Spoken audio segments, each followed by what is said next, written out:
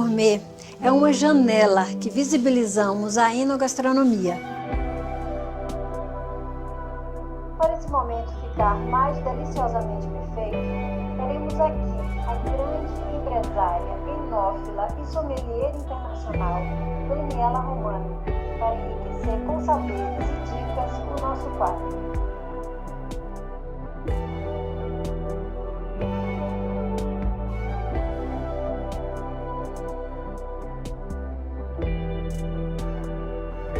Oi, Daniela. Tudo bem, Kátia? Bem? Tá bom. Me diz uma coisa, como que você se apaixonou pelo mundo da enogastronomia? Você sabe que foi uma coisa muito assim simples. Eu fui fazer um curso de vinhos e eu adorei. Eu comecei a sentir todos aqueles aromas que o professor estava contando e estava falando que tinham no vinho. Eu comecei a sentir, comecei a me empolgar muito. Eu como profissão, né, como formação, sou bacharel em Direito. E aí, de repente, eu resolvi estudar vinho e comecei o vinho traz a comida, né, porque estão sempre muito juntos. E uma coisa trouxe a outra e eu não parei mais. Foi muito bom, sim.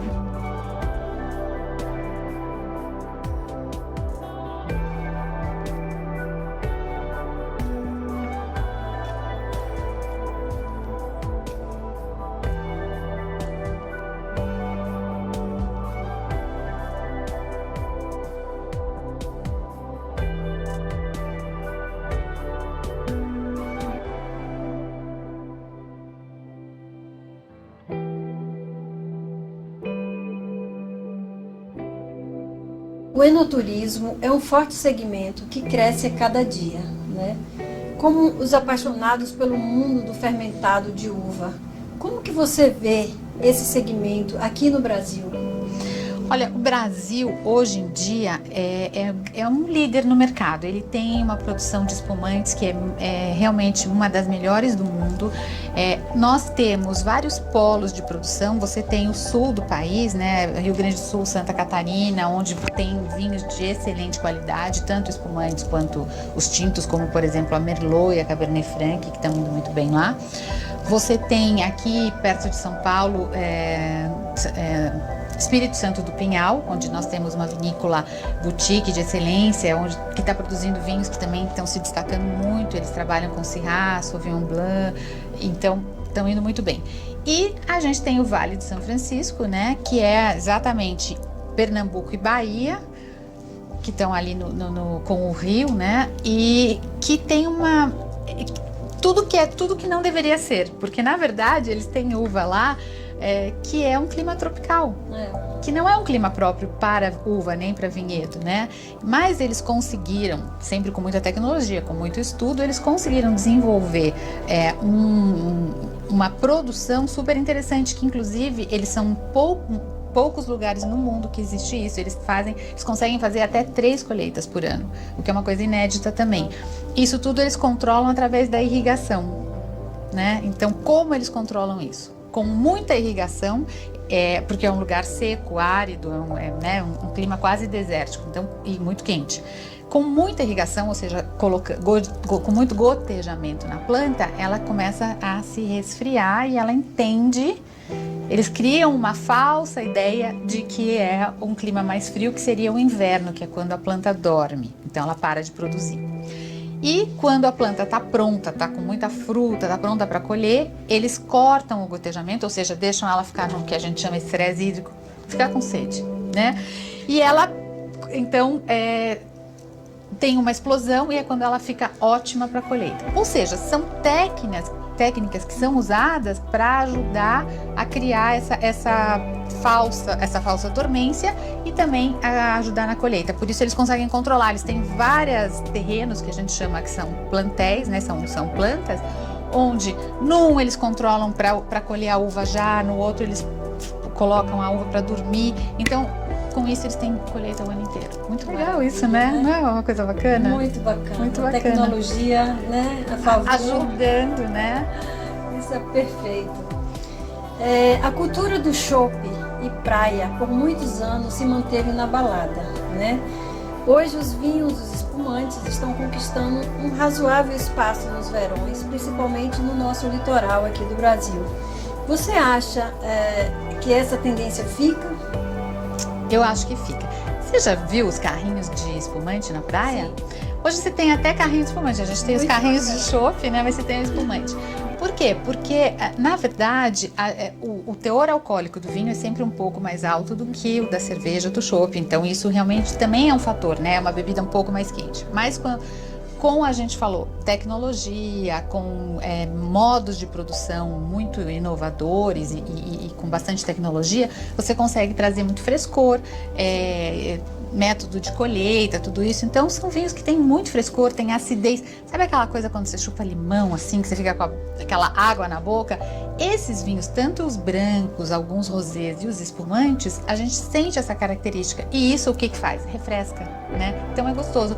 E além do que, você tem vários estilos, eles combinam com a comida, mais até do que às vezes só um chopp que vai ficar, né? Então ajuda, eu acho que isso veio uma tendência que vai ficar assim, vai ficar. Vai ficar. Vai ficar, vai cada vez mais. Que bom.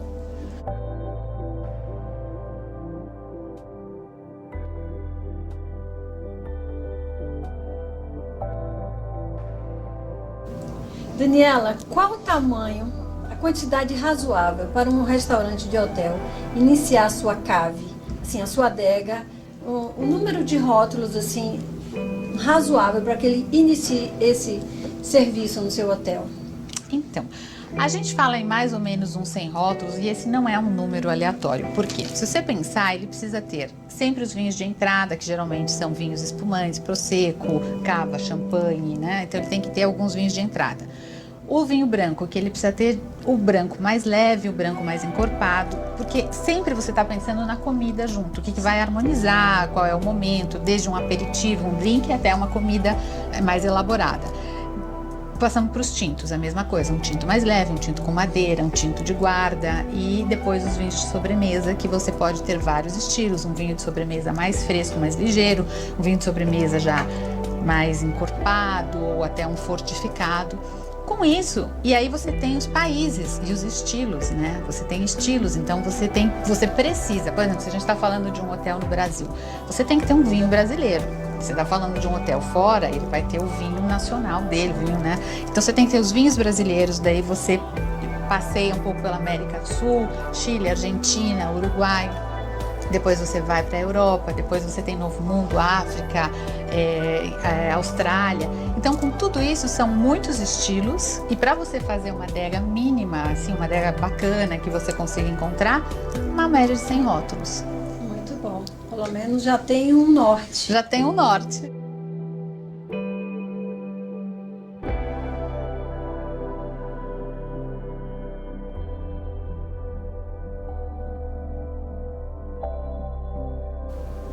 Daniela, você com sua experiência, fala pra gente como são as viagens focadas na enogastronomia. Então, bom, viagem de enogastronomia é uma viagem, né? É uma experiência muito rica porque as pessoas, na verdade, existem locais que têm excelência em alguma coisa. Se você pensar em termos de Itália, né? A Itália tudo é DOC, DOP, é denominação de origem controlada, é denominação garantida. Então, o que acontece? Se você vai para a Itália para procurar um prosciutto, naquela região é aquele, você não vai comer outro igual, porque tem a ver com o porco, tem a ver com o terroir, tem a ver com a alimentação. Então, a mesma coisa acontece com os queijos e com os vinhos. Então, quando você vai para um tipo de viagem onde você está buscando essas experiências, elas são realmente muito especiais e você tem que saber o que você está indo fazer lá, principalmente, porque se você está indo atrás de alguma coisa, né, é como caçar uma trufa. Então, são experiências realmente muito ricas, né, muito ricas. E eu acho que essas experiências são aquelas que ficam na bagagem, porque é muito diferente quando você faz uma viagem para compras, quando você faz uma viagem cultural.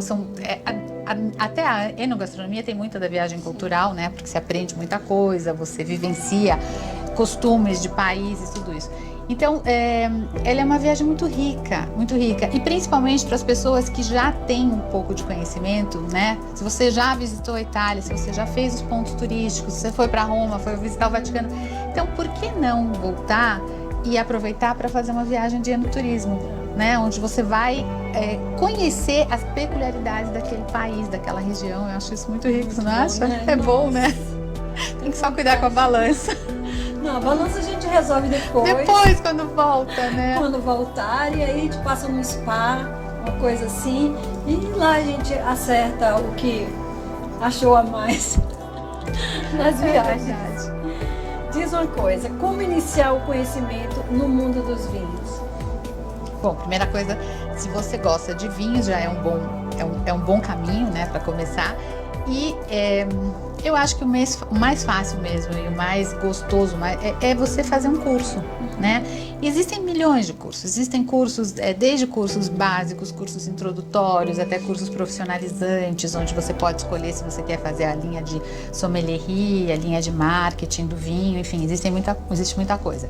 Mas o ideal é começar com um curso básico, e sentir qual é a tua, né? O que você quer, por onde você quer começar. E assim, vinho, gente, você tá sempre aprendendo. Eu não posso dizer que eu conheço, tudo é fantástico, porque sempre aparece uma nova região, um novo estilo, um novo produtor. Então a gente está sempre aprendendo muito. Isso que é bacana, né? Essa dinâmica do vinho, que eu acho que é uma coisa infinita que, além de ser uma coisa bacana que te traz amigos, que, né, favorece. O vinho ele é muito sociável, né? Ele é uma coisa social. Se você pensar, ele tá ligado à história da humanidade há muito tempo. Desde sempre. Né? Desde sempre, desde 3000 a.C., lá os egípcios já faziam vinho. O vinho sempre foi na Bíblia, ele é recomendado. Sim. Ele tem uma parte muito importante que eu acho que é legal a gente falar, que é a parte da saúde, da diabetes, alguns tipos de câncer, ele ajuda a matar as células cancerígenas. Então, mas lógico, né, gente? Com moderação, como tudo.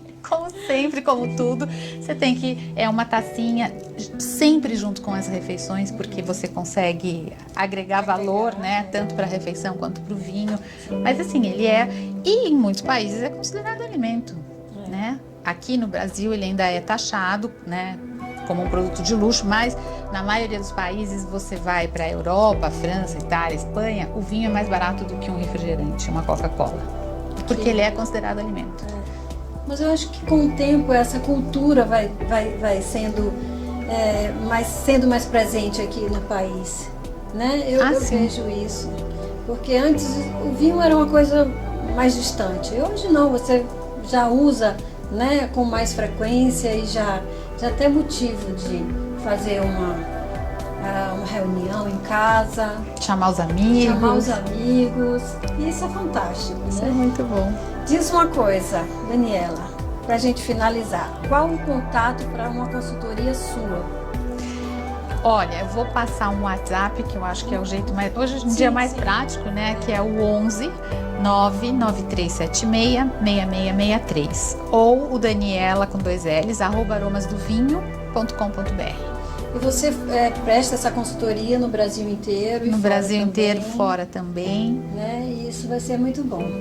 Eu vou ter a Daniela aqui no próximo mês, né? Então você que está nos assistindo pode mandar a sua pergunta para a Daniela, que a gente vai tentar ajudá-lo, né, da melhor forma possível. A Daniela vai estar fazendo parte conosco aqui no Vitrine Gourmet, né, para nossa felicidade.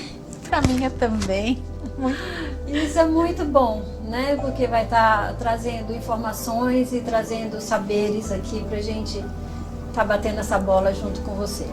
Muito obrigada, viu? Eu que agradeço e até logo mais.